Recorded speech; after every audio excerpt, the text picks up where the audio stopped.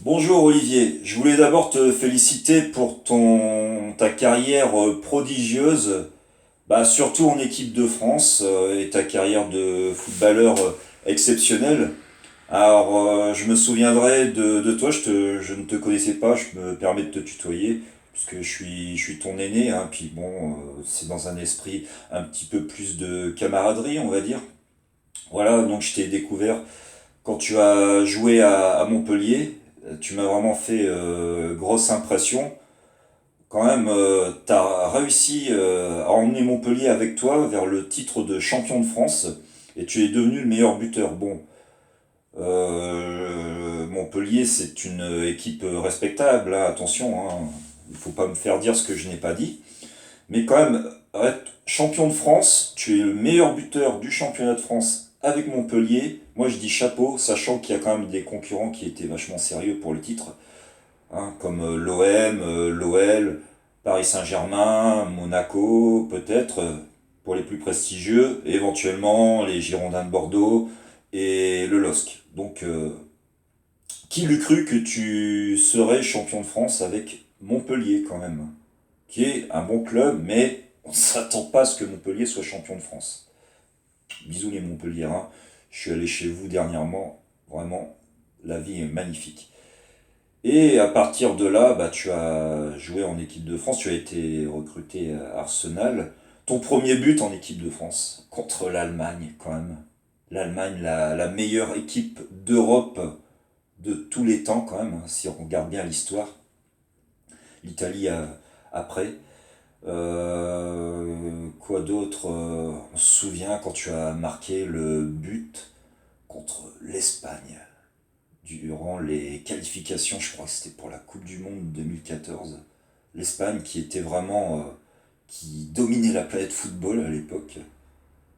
Champion d'Europe, champion du monde, champion d'Europe, double champion d'Europe 2008-2012, champion du monde 2010. Tu es remplaçant, tu arrives dans les dernières minutes, la France est menée 1-0 à Madrid, tu mets le but qui ramène un point, qui permet à la France de sauver sa peau et de pouvoir, dans le futur, pouvoir aller en Coupe du Monde, si mes souvenirs sont exacts. Après, que dire? Déjà en 2014, Coupe du Monde, tu marques un but en étant remplaçant contre ce qui était censé être l'équipe la plus difficile de la poule. Ensuite, 2016, Euro magnifique, tu marques le premier but de l'équipe de France. T'en marques 3 durant la compétition, tu es parmi les meilleurs buteurs de l'Euro. Après, que dire? Bah, tu marques des buts à presque chaque match en équipe de France, c'est juste incroyable. Juste incroyable. En 2018, bon, il y a la Coupe du Monde. Tu tires, tu aurais pu mettre. On t'a reproché de ne pas avoir marqué de but pendant la Coupe du Monde, mais tu as fait une Coupe du Monde extraordinaire, frérot. Vraiment, on sent que quand tu n'es pas là, en équipe de France, le jeu n'est pas le même. Tu étais blessé, tu as un truc sur la tête. Tu n'as pas joué, tu étais sur le banc. La France, elle était malmenée. Il suffit que tu arrives et tu renverses le jeu, frère. Putain. Ah, Gigi, franchement, magnifique. Donc tu rentres, tu fais une passe D à Pogba. Je sais que tu tires, je crois que c'était contre le Pérou, j'ai oublié les. Enfin, il y a juste Mbappé qui pousse le ballon. Autant dire, c'est toi qui as marqué le but. Puis psychologiquement, si ce but tu l'avais mis, on aurait peut-être enclenché d'autres te connaissant. T'as un mental tellement fort, mais c'est incroyable. Franchement, je te respecte. Tu as reçu plein de critiques tout le temps. Tu marques des buts à chaque match. On te critique, putain. Et puis là, là, t'as marqué. Alors on te reproche de marquer contre des petites équipes et ça me fait rigoler. L'Allemagne, ton premier but. L'Espagne, en Espagne, à Madrid, le seul but, tu es remplaçant, il faut quand même le dire. Pendant je sais pas combien, 40 minutes, il n'y a pas un seul but. Et tu arrives sur le terrain et puis tu mets le but égalisateur. Mais c'est génial, putain, j'ai sauté de joie. Et puis bah tu as marqué aussi contre les Pays-Bas, tu avais effacé celui qui est considéré comme un des meilleurs défenseurs du monde. En plus tu étais remplaçant, tu arrives, puis tu marques des buts, c'est incroyable, je veux dire, que tu sois titulaire, bah t'es magnifique, et même quand t'es remplaçant, t'arrives à marquer un but en peu de temps, mais vraiment. Et puis là, bah chapeau, la centième sélection, pour soi-disant un tocard, quand j'entends des footix qui disent que t'es un tocard, c'est ta centième sélection. Tu as battu, comme tu le dis si bien, tu as battu Monsieur Michel Platini, et Monsieur Michel Platini t'a félicité.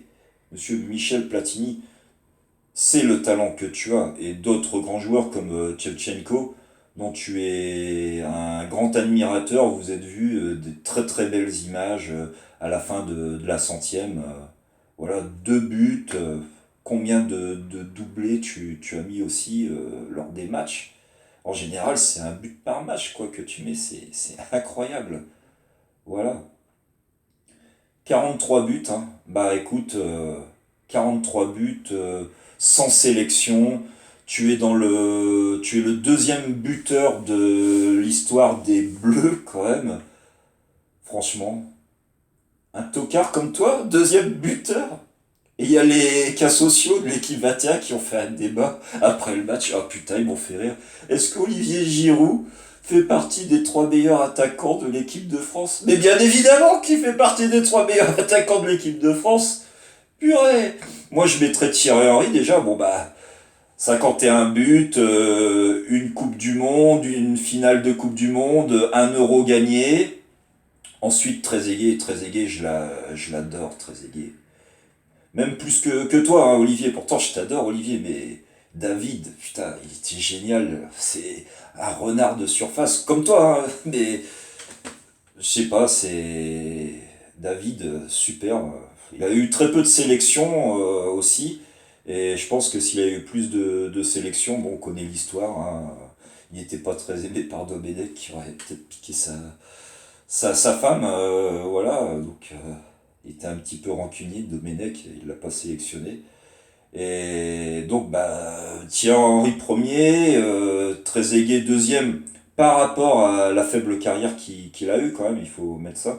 Mais bah, toi, t'es troisième, enfin, je veux dire, vice-champion d'Europe, vainqueur de la Coupe du Monde. Écoute, Olivier, moi, ce que je te souhaite, c'est que tu atteignes au moins le record de Thierry Henry, voire tu le battes.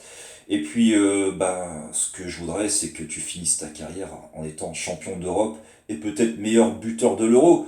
Et là, mais tu seras pas le troisième meilleur buteur troisième meilleur attaquant de l'équipe de France. Tu vas être premier, là. Putain, les haineux, les neuneux, là, cas sociaux de l'équipe 21, ils vont faire une jaunisse. Ah. Écoute, Gigi, tu vois, Gigi, toi, tu es le Lacoste bleu flamboyant de l'équipe de France. Gigi, t'es pas le qui habille bleu délavé. Enfin, tu vois ce que je veux dire, frérot? Allez, Gigi, je te souhaite le meilleur. Marque contre le Portugal pour encore faire fermer un peu plus les bouches. Et puis, comme je te disais, je te souhaite de gagner l'Euro, de devenir meilleur buteur. Au moins, si tu gagnes l'Euro et puis tu marques ne serait-ce qu'un but. Déjà, t'es dans l'histoire, mec. T'es dans l'histoire. T'es le deuxième buteur, champion du monde, centième sélection, voilà. Rien à dire. Le reste, c'est que du bonus. Je t'embrasse, Olivier. Bonne chance pour la suite. Je serai toujours derrière toi. J'ai toujours été derrière toi. Je t'ai jamais critiqué. Je connais le talent que tu as. Allez. Bah écoute, bonne chance pour dimanche, hein. Ciao.